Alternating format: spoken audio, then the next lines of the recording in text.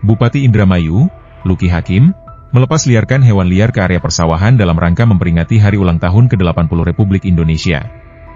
Hewan yang dilepas kali ini meliputi ular tidak berbisa, burung hantu, dan biawak. Langkah ini bertujuan untuk memerdekakan para petani dari gangguan hama tikus dengan cara mengembalikan keseimbangan ekosistem alami di lahan pertanian. Pelepasan ribuan ular dinilai masih kurang mengingat luasnya lahan sawah di Indramayu. Pemerintah daerah juga mendapat dorongan dari Gubernur Jawa Barat, Deddy Mulyadi, untuk mengembangkan populasi burung hantu sebagai pelengkap ekosistem pengendalian hama. Selain itu, pelepasan biawak dilakukan guna menjaga kelangsungan rantai makanan di sawah agar populasi hewan tetap seimbang dan berkelanjutan. Populasi burung hantu yang pernah dilepas sebelumnya mengalami penurunan, diduga akibat penembakan dan penangkapan yang dilakukan oleh sebagian warga. Sebaliknya, ular dipandang sebagai solusi yang efektif karena kemampuannya bersembunyi di lubang-lubang sawah di mana biasanya menjadi tempat persembunyian tikus dan anakannya, sehingga ular sulit diburu dan mampu memangsa hama secara alami. Pada masa lalu, populasi ular, biawak, serta burung hantu sangat melimpah di sawah Indramayu. Namun saat ini jumlahnya terus menyusut akibat perburuan dan penangkapan, yang mengakibatkan kesulitan dalam mengendalikan populasi tikus. Perilaku sebagian anak muda yang menembak hewan-hewan tersebut memperparah kondisi ini. Padahal hewan-hewan itu merupakan bagian penting dari rantai makanan dan keseimbangan ekosistem. Jenis ular yang dilepas merupakan ular endemik sawah Jawa, seperti ular lanang sapi dan ular koros, yang tidak berbisa dan tidak membahayakan manusia. Hewan ini diperoleh melalui pembelian dan diharapkan mendapat perlindungan dari para petani agar bisa berperan sebagai predator alami hama tikus. Petani diimbau tidak takut jika bertemu ular jenis ini, karena ular umumnya akan kabur dan tak menyerang.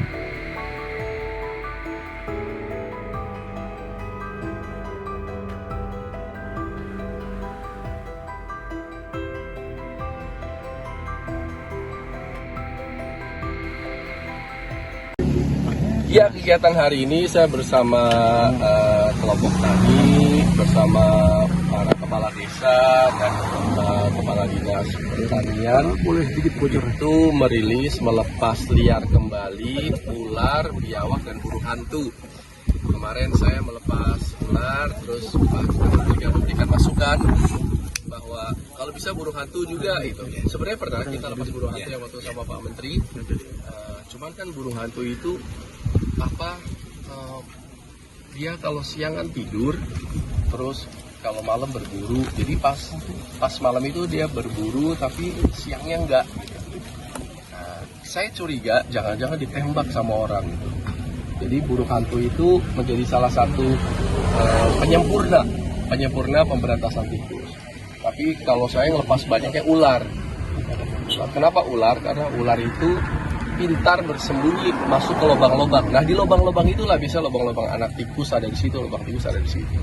Jadi kegiatan saya tuh melepas liarkan ular, burung hantu, dan biawak supaya harapannya adalah terjadi kembali keseimbangan rantai makanan.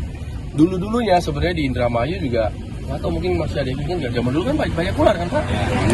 Zaman dulu banyak ular, zaman dulu ada biawak, ada burung hantu dan lain-lain. Tapi semakin sini entah kenapa gitu, dibunuhin, ditangkepin.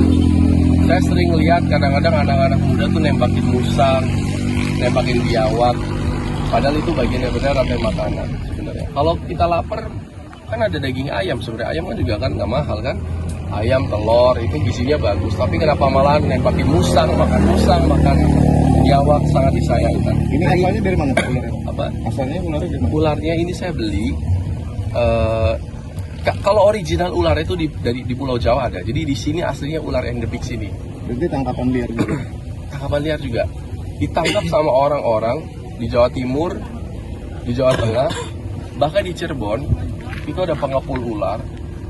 Itu tempat pengepulnya itu sampai ribuan ular, dan saya yakin itu ditangkapnya dari Ciayu Majakuning juga ditangkap, dan sebagian besar itu ularnya kalau nggak salah diambil kulitnya sama dibikin abon. Saya juga nggak tahu tuh kenapa ada abon ular.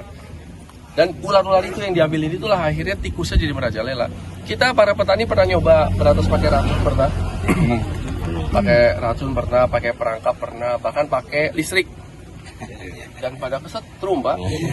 Tadi saya ngobrol sama Pak Kapolres juga bilang ada datanya Pak yang meninggal kena setrum itu kan Maksud saya sebenarnya kalau kita sedikit, saya minta tolong teman-teman media juga untuk mengedukasi bahwa ular yang tadi itu yang warnanya kuning coklat ada garisnya itu ular nggak berbisa. Jadi kalau petani nanti ketemu nggak usah dibunuh, diusir aja, dia pasti pergi. Nggak mungkin dia berani ngelawan kita, pasti dia pergi.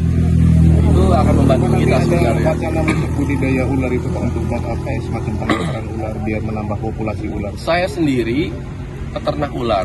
Saya peternak ular. Cuman ular yang saya ternak sampai saat ini adalah ular sanca. Nah, ular sanca itu bisa besar. Jadi kalau saya lepasnya di Indramayu, saya masih ragu karena nanti dibunuhin pada takut. Sebenarnya ular sanca itu bisa besar, memang sampai sebesar gini Pak. Tapi itu istilahnya untuk sampai segede itu lumayan lama. Dan kalau di sawah memang kayaknya kurang tepat kalau ular sanca. Dia tuh bagusnya di daerah pinggir sungai yang ada hutan-hutannya. Nah itu sebenarnya di situ juga tikus pada bersarang. Kalau kita taruh ular sanca di situ, dia bisa makan tikus. Cuman ada kendalanya. Ketika dia udah gede banget, saya khawatir bisa mencederai anak kecil. Bisa, bahkan ada beberapa kasus di luar Pulau Jawa sampai ada ular yang nelen orang. Tapi itu kan ular udah segini ya. Itu perlu waktu bertahun-tahun. Nah maka dari itu nanti saya bersama komunitas, ada dream team dan lain-lain itu mencoba untuk beternak budidaya ular red snake, ular ini nih. Ini nggak terlalu sulit kok sebenarnya, nggak terlalu sulit. Kenapa nggak ada yang mau budidaya? Karena harganya murah. Ngapain ternak? Padahal bisa tangkep. Nah itu yang kita harus ubah mindsetnya. Kita ternak supaya bisa membantu petani.